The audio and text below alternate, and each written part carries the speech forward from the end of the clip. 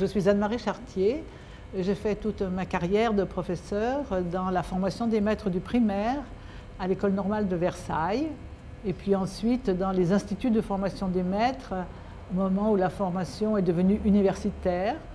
Et actuellement, je suis retraitée, mais à partir d'un certain moment, ma carrière s'est partagée en deux, à la fois dans le Centre de recherche pédagogique nationale et en continuant de faire la formation des maîtres du primaire. Donc tous mes sujets de recherche sont des sujets directement liés à la question de la formation des maîtres. Mais après avoir travaillé un certain temps dans les problèmes de la didactique contemporaine, je me suis orientée vers l'histoire et ça a beaucoup surpris mes collègues parce qu'ils ne comprenaient pas très bien pourquoi une recherche portant sur le passé pouvait être utile dans une perspective de formation actuelle, ou au contraire, ce qui est prioritaire, c'est de penser la nouveauté, les changements, les réformes nécessaires.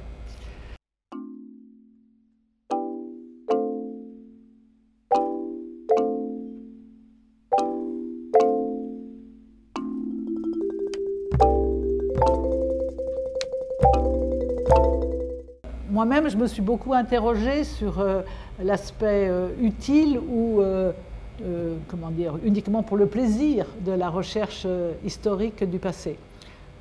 Alors, certainement, il y a une dimension qui est aussi de s'intéresser à valoriser comme un objet d'étude important l'histoire de l'école primaire parce qu'elle est souvent considérée comme un objet secondaire. Elle est beaucoup moins importante que l'histoire sociale ou que l'histoire politique, et qu'on est plutôt sur une représentation de l'histoire de l'école comme étant soit une école du progrès, soit au contraire une école de l'archaïsme, du retard. Et il me semblait que la manière dont les maîtres conduisaient leur travail dans la classe méritait autant d'intérêt que l'étude des lois, l'étude des grandes décisions politiques qui ont fait évoluer l'école. Moi, ce qui m'intéressait, c'était de comprendre qu'est-ce que les maîtres faisaient dans leur classe. Des maîtres qui n'étaient pas des maîtres exceptionnels, qui n'étaient pas des grands pédagogues, qui n'étaient pas des créateurs de mouvements pédagogiques, mais qui étaient les maîtres de tous les jours. Puisque ma perspective, c'était de former les maîtres de tous les jours. Et je me disais, il faut réfléchir sur quel est l'espace de liberté, quel est l'espace de contrainte, quels sont les instruments à la disposition des maîtres qui ont fait, qu'ils ont fait ce qu'ils ont fait. Pas mieux, mais pas pire. Et quand on regarde les choses de manière rétrospective, on ne voit souvent que ce qui manque. Ce que les maîtres du passé n'ont pas fait, ce que l'école du passé n'a pas fait. Elle était une école qui était oppressive, elle était une école qui ne considérait pas bien les enfants des milieux populaires, elle était une école qui ne voyait que la perspective de l'ascension sociale et pas la perspective de la formation ordinaire. Et il me semble que cette manière de voir l'école seulement avec ce qui manque, c'est un petit peu la même chose que font les didacticiens quelquefois quand ils vont dans les classes, ou les professeurs, les formateurs des maîtres ou les inspecteurs. Quand ils vont visiter un professeur dans une classe, ils ne voient que ce qui ne va pas, ils ne voient que ce qui manque. Et je pense que ce que nous en prenons en faisant de l'histoire de la vie quotidienne des écoles du passé ou de l'anthropologie de l'école du présent, c'est non pas avoir ce qui manque, mais à voir ce qui existe. Et à se demander pourquoi ce qui existe existe. Qu'est-ce qui fait que ce qui est là a des raisons d'être là.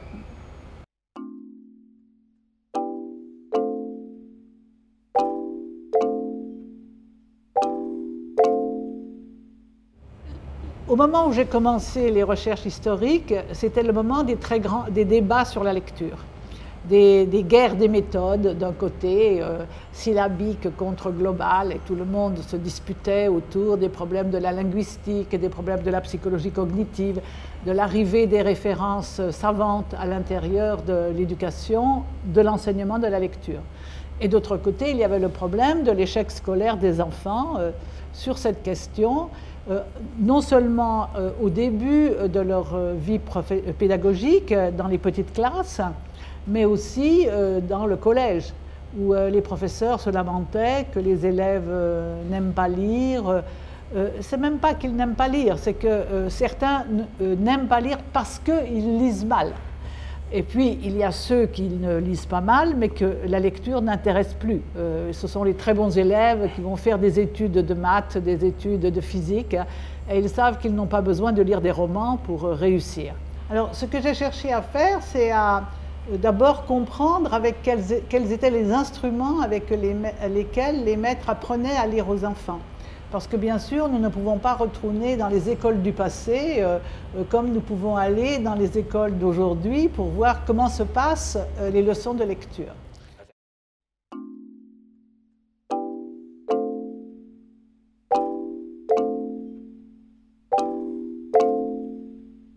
J'ai beaucoup été aidée pour imaginer les environnements pédagogiques et culturels par les voyages que j'ai faits et le fait que je suis allée dans beaucoup d'écoles, dans beaucoup de classes d'alphabétisation, dans des endroits différents du monde. Et je me souviens que j'ai pu, par exemple, d'un seul coup comprendre comment on apprenait à lire au XVIIe siècle en France sur le latin, sur des textes en latin, quand je suis allée dans une école coranique je pense que c'est à Marrakech, et que j'ai vu comment les maîtres faisaient répéter les textes du Coran, qui n'est pas l'arabe, qui est l'arabe classique, et non pas l'arabe parlé par les enfants, de manière chorale, avant de commencer à apprendre à le déchiffrer. Pour moi, c'est un point extrêmement important, c'est de voir à quel point des manières de lire qu'on pense être totalement archaïques, et en même temps incompatibles avec notre façon de penser la lecture, sont encore extrêmement vivantes dans le monde et extrêmement répandues dans le monde, et j'ajoute, elles sont extrêmement efficaces. Alors qu'on a tendance à penser qu'elles sont absolument pas du tout efficaces.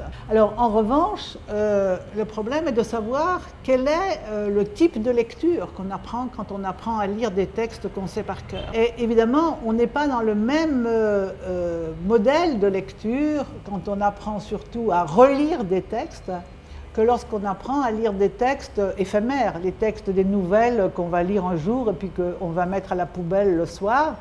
On sent bien qu'on n'est pas sur les mêmes objectifs, les mêmes principes, les mêmes valeurs accordées à ce qui est la prise de connaissance d'un texte. Et on voit bien que la manière dont les maîtres conçoivent l'apprentissage de la lecture dans les classes est dépendante des formes sociales de lecture qu'ils ont autour d'eux. Elles dépendent des formes sociales de lecture qu'ils pratiquent eux-mêmes ou qu'ils ont pratiquées quand ils étaient petits, mais elles dépendent aussi des injonctions du ministère, des décisions institutionnelles, et il faut qu'ils trouvent leur chemin entre le monde culturel des familles et des enfants et leurs propres objectifs d'apprentissage. Pour moi, ça a été difficile de changer, d'arriver vers cette conception parce qu'on est tous prêts à être d'accord pour dire il y a eu une époque où l'analphabétisme était majoritaire dans un pays et puis petit à petit les hommes ont appris à lire et puis ensuite même les femmes et puis les gens de la campagne ont appris à lire après les villes. Et puis on s'est mis à lire pas seulement des textes fonctionnels, mais aussi des textes de fiction, des textes scientifiques. C'est-à-dire qu'on a bien l'idée que les contenus des lectures changent, que le nombre des lecteurs change et augmente, mais l'idée que l'acte de lire n'est pas le même quand on lit un roman et quand on lit le livre de messe, ça, j'ai eu beaucoup plus de mal à arriver à le comprendre. Tout le monde pensait, quand j'ai commencé ce travail, et d'autres avec moi, que quand Platon lisait au IVe siècle avant Jésus-Christ, ou quand Saint-Augustin lisait, ou quand les intellectuels du XVIIIe siècle lisaient, et nous, quand nous lisons, nous faisons la même chose. Nous regardons avec nos yeux un texte, alors manuscrit ou un texte imprimé, ça n'a pas d'importance, et nous avons accès à la pensée de celui qui lit, et que lire, c'est recevoir la pensée de quelqu'un d'autre pour la juger, pour la critiquer, pour l'apprécier, selon les cas. Or, quand on lit, quand un enfant apprend à lire le Paternoster dans un petit livre, alors que ce soit en anglais ou en français ou en latin, il n'apprend pas ça. Il n'apprend pas il n'est pas dans la perspective de la réception d'un texte étranger. Il est dans un acte de lecture qui dit son adhésion au texte. C'est comme, ça existe encore aujourd'hui, quand les jeunes chantent des chansons en anglais dont ils ne comprennent pas les paroles la plupart du temps, mais qu'ils ont entendu beaucoup et qui font partie de la vie des adolescents, d'une certaine manière, ils répètent une poésie et une musique en langue étrangère, non pas pour saisir la pensée de quelqu'un d'autre, mais pour participer à une collectivité, comme quand on lit le Notre Père. Et là, donc, je ne veux pas dire que la lecture a été entièrement religieuse à une époque, puis entièrement dans la réception des textes scientifiques et des textes de fiction à une autre. Ce que j'ai compris, c'est que beaucoup de pratiques de lecture coexistent à toutes les époques, mais certaines pratiques sont conçues comme étant les plus importantes, et c'est celles-là qui deviennent les fins de l'éducation. Aujourd'hui, on est toujours dans une perspective qui est lire, c'est la réception des textes. C'est la compréhension, c'est se faire une représentation de la pensée de quelqu'un d'autre, qui mérite d'être lu, qui va m'apprendre des choses, qui va me faire rêver des choses. La lecture de romans ou la lecture d'informations scientifiques, par exemple. Mais il vient d'arriver une nouvelle forme de lecture avec les nouvelles technologies.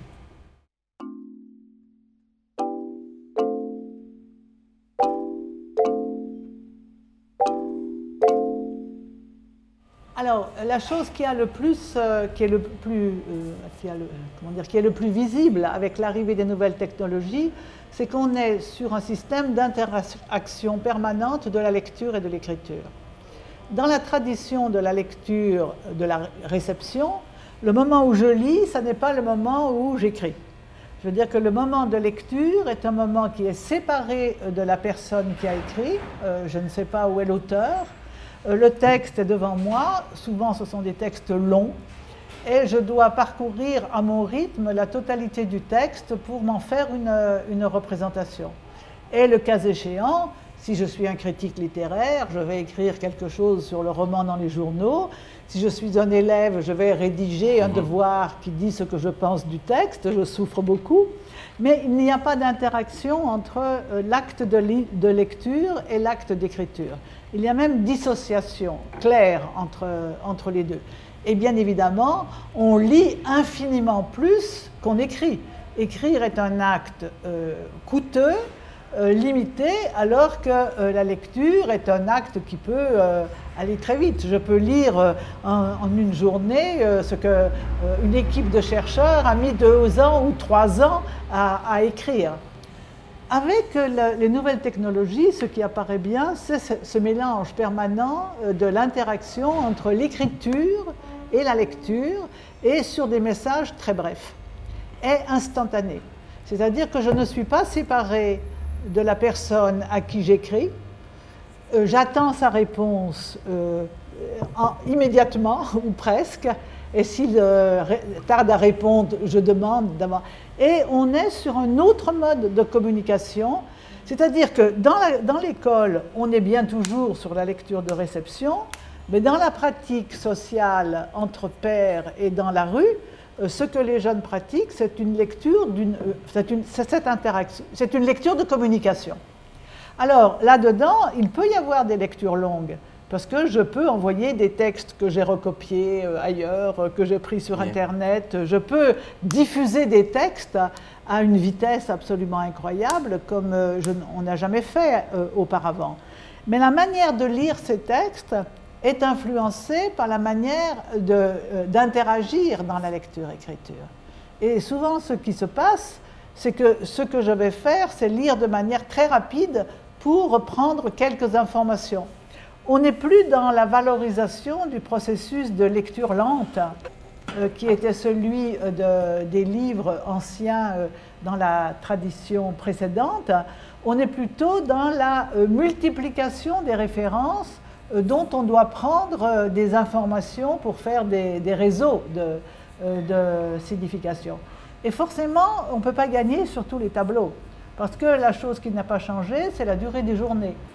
Elle n'a pas dépassé 24 heures et il faut toujours dormir et il faut toujours se nourrir. Et donc, je ne peux pas lire beaucoup plus des choses longues.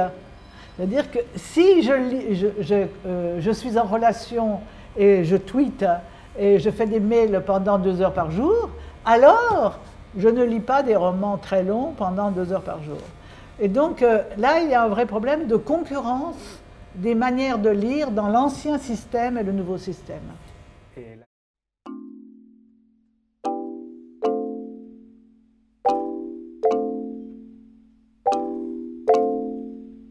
On ne peut pas penser que les nouvelles technologies vont aider à résoudre les problèmes que ne résolvaient pas les anciennes technologies.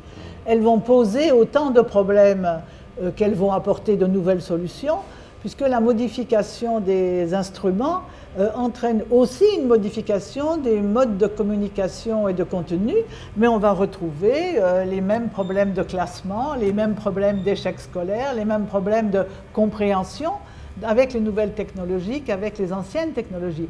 Elles ne sont pas une solution qui modifie la relation à la circulation des informations et des écrits, même si elles accélèrent apparemment de manière énorme la communication. Mais le temps de compréhension n'est pas accéléré. C'est-à-dire que je suis toujours le même organisme biologique qui a besoin de temps pour digérer, de temps pour capitaliser et de temps pour comprendre. Et donc, d'une certaine manière, les nouvelles technologies vont nous obliger simplement à changer nos modes de relation à l'entrée dans la lecture et dans l'écriture. En gros, moi je pense qu'il n'y a pas eu de modification essentielle des manières d'apprendre à lire aux enfants depuis les années, je dirais, le début du XXe siècle. À partir du moment où on a couplé 2 choses, l'apprentissage de la lecture avec l'apprentissage de l'écriture et avec l'image. C'est-à-dire, à partir du moment où on a dans les manuels scolaires pour les cartillas, pour les petits, passo a passo ou el nene, les 3 choses, c'est-à-dire l'image, la lecture et l'apprentissage de l'écriture qui va permettre des copies, qui va permettre de reproduction, surtout de mémoriser les relations graphophonétiques, je pense qu'il n'y a eu aucun changement.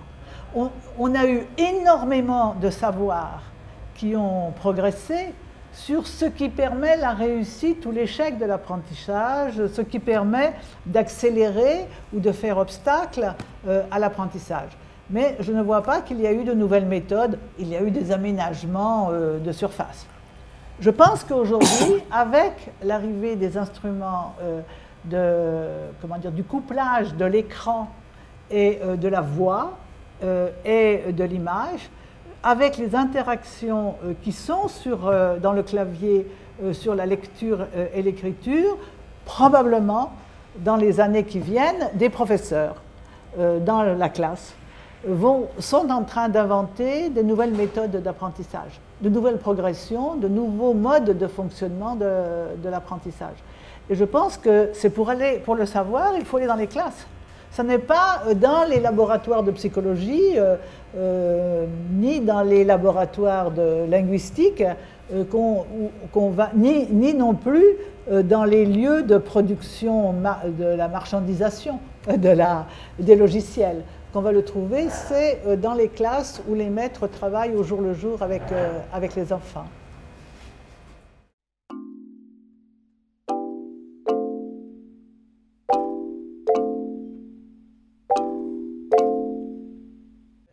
Moi, je suis j'ai été élevée à l'époque de l'imprimerie et des photocopies. Donc, j'ai beaucoup de mal à lire sur l'écran des textes longs. Mais je sais que mes enfants ne sont pas dans la même génération. Il suffit d'attendre. Je veux dire que les maîtres arrivent dans la classe avec leur propre culture personnelle de leur jeunesse et de leurs études. Mais d'abord, ils vont être éduqués par leurs enfants à la maison, puisque souvent dans les espaces domestiques, ils ont des usages des technologies nouvelles qu'ils n'ont pas encore dans la classe. Le problème des technologies nouvelles dans la classe, c'est le problème du groupe. Parce qu'il est très difficile d'être dans une relation duelle devant un écran avec un enfant à côté de soi, ou l'enfant devant l'écran et le maître, l'adulte, à côté de lui. Ça, c'est très facile de le faire à la maison, mais pour le moment, c'est difficile de le faire en classe où on a un grand nombre d'élèves. Mais dès que les maîtres auront les instruments qui permettent de, par exemple, produire sur un écran grand comme un tableau, ce qui est sur l'écran de l'ordinateur, et qu'on peut discuter tous ensemble et interagir et écrire avec les tableaux interactifs. C'est-à-dire qu'il faut suivre un stage d'1 semaine et après on sait se servir d'un tableau interactif. Et généralement, ceux qui ont commencé à se servir d'un tableau interactif, ils ne reviennent jamais en arrière. Ils ne veulent plus ne pas en avoir.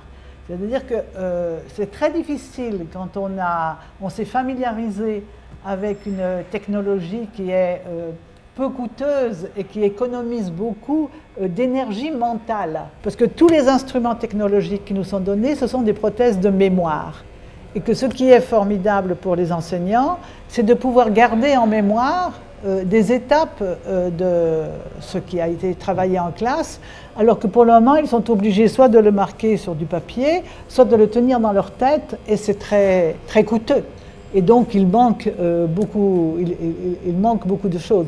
Mais ils doivent savoir qu'il faut qu'ils aient plusieurs cordes à leur arc, plusieurs manières de faire selon les circonstances. Il faut pouvoir travailler avec la craie et le tableau noir quand on n'a rien d'autre. Il faut pouvoir travailler avec le papier et la photocopie quand on peut. Et il faut pouvoir travailler avec les nouvelles technologies.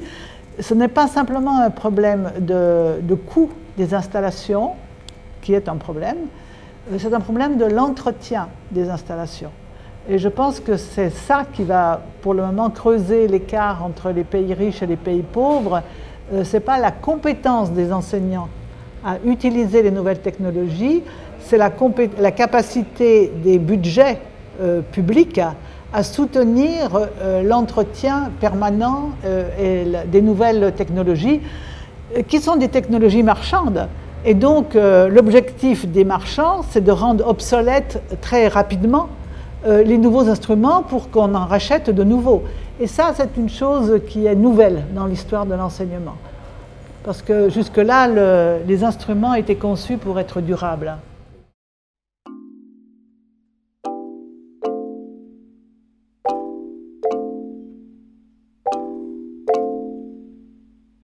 A mí lo que me parece importante de los trabajos que salen de la mirada erudita de la historia, no solamente por querer saber cómo fue, no solamente por motivos de querer saber más, sino la aplicación que tienen. O sea, esta necesidad de... Es necesario pensar la historia para pensar, conocer la historia para pensar el futuro, ¿no? Esta idea que en educación, en algún texto tuyo estaba, nadie dice... Todos decimos que la historia es muy importante, pero jamás se convoca a un historiador de la educación para hablar de los problemas educativos actuales. O sea, hay una idea de que es importante, pero no en la realidad. O que uno puede muchos cursos donde siempre hay una primera unidad histórica que después no se retoma. Que parece que en realidad, me parece que los trabajos tuyos aportan en ver cómo la historia nos permite comprender el presente e imaginar futuros. No es simplemente una cuestión erudita, de saber más, de conocer. Moi, je suis très dans la lignée de Marc Bloch, des Annales, qui est de penser qu'on ne pose jamais au passé que des questions qu'on a puisées dans le présent. Et c'est pour ça que l'histoire est une science toujours jeune, puisque à chaque génération, on peut recommencer les études sur les mêmes objets, mais avec des questions qui sont des questions différentes. Et c'est bien vrai que dans une perspective qui est la mienne, qui est celle de la formation des maîtres du présent, le travail que j'ai fait sur, par exemple, pour essayer de comprendre comment on peut apprendre à lire dans un livre du XVIIe siècle, m'aide à lire la production des manuels de lecture qui sortent aujourd'hui des maisons d'édition en France. C'est-à-dire que le regard, la compétence que j'ai acquise pour essayer de voir les manières les utilisations, les modes d'usage dans la classe des instruments de travail intellectuel sont aussi pertinentes pour le présent que pour le passé. Et à ce titre-là, c'est un élément de la formation des maîtres. Je pense que c'est une dimension de l'histoire que la plupart des historiens n'ont pas à se préoccuper, puisqu'ils n'ont pas de responsabilité par rapport à la formation. Ils ont simplement une responsabilité par rapport à l'information, c'est-à-dire qu'ils apportent de nouveaux modèles du passé, mais pas des instruments de travail. Moi, je pense que c'est parce que j'ai été professeur d'école normale que je me suis intéressée à cette dimension-là du travail. Par exemple, quand on a fait avec Elsie Rockwell le numéro d'histoire de l'éducation sur apprendre à lire, peut-être tu peux le dire en espagnol. Hein. Aprender a leer a los iniciantes. Sí, doy de nuevo. Aprendizaje inicial de la lectura en los países de lengua latina, de lengua romana. Sí.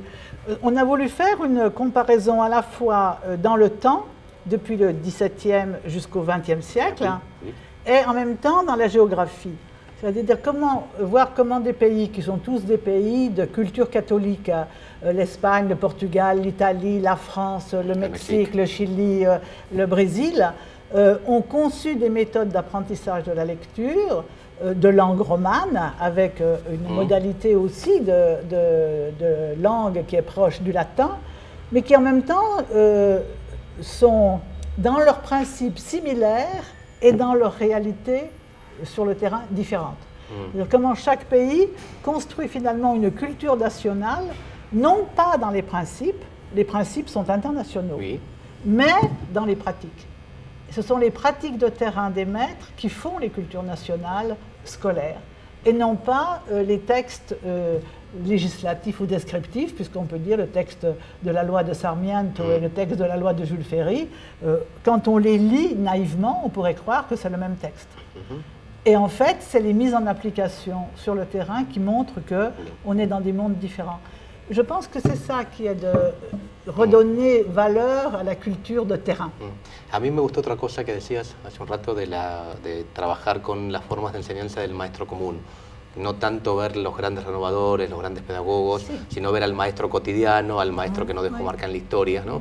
Me acordaba Michel de Certeau, ¿no? Hacer la historia del hombre común. O sea, el intento de hacer la historia del maestro común, de aquel que trabajó de maestro toda la vida, que alfabetizó un montón de niños y no quedó en la historia, pero reconstruir esta cotidianidad, no los grandes hombres, no los grandes pensadores, no los grandes revolucionarios, sino aquel cuyo nombre quedó olvidado en la historia, ¿no? Me parece como muy interesante que muchas veces la historia de la educación no tiene que ver con los grandes hombres, sino con este conjunto de maestros que trabajaron de maestros, que enseñaron, que no dejaron marcas enormes, pero que acumularon en lo masivo, ¿no?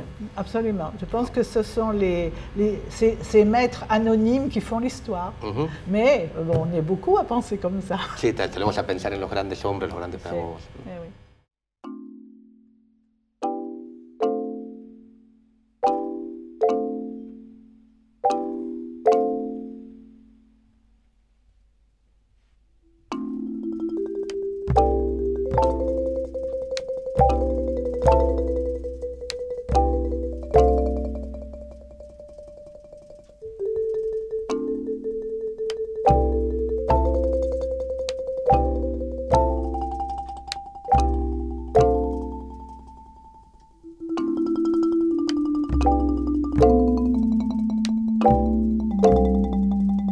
Thank you.